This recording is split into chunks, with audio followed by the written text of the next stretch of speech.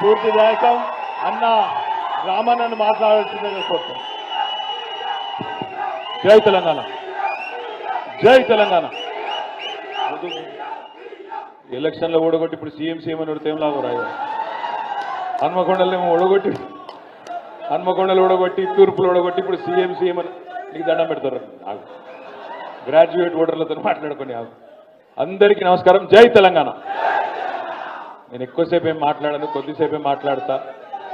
ప్రవీణ్ అన్న మాట్లాడినాక power ప్లేల sun Risers batting చూసినట్టుండే ఈరోజు. బాగుండేనా?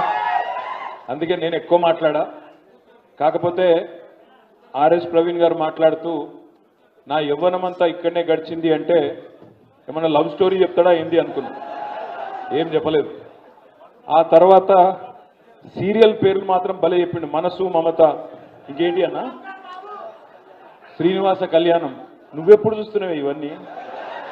నాకు అర్థం కాలేదు. మేము ఎన్నడీ నేను పేర్లు విన్నా ఈరోజు మొట్టమొదటిసారి. మనసు, మమత, శ్రీనివాస కళ్యాణం. అవేం పాడైనా అవేం చూడకూడదు ఒక 4 రోజులు. దయచేసి మా ఆడబిడ్డలతో విజ్ఞప్తి. చాలా చాలా అద్భుతంగా మాట్లాడిన ఆర్ఎస్ ప్రవీణ్ కుమార్ గారికి ఒకసారి గట్టిగా చప్పట్లతో మనందరం అభినందనలు చెప్తాం.